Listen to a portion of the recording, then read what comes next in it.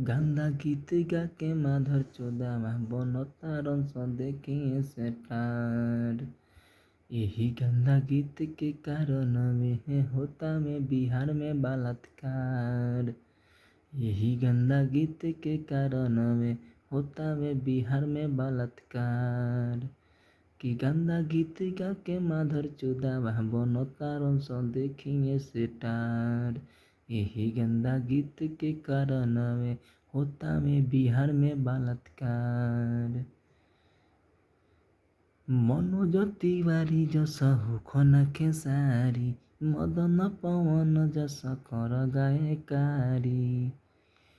मनोज तिवारी जस बनन खेसारी मदन पवन जस कर गायकारी। कहतारे राहुल सिंह राही लिखल संजय गीतकार। कहतारे राहुल सिंह राही लिखल संजय गीतकार।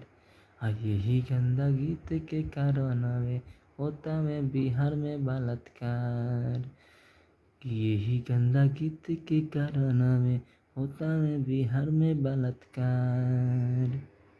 रे सार कलाकार अभी से सुधर जा सरे माधर चूत। अगर एकरा बाद सार लोनी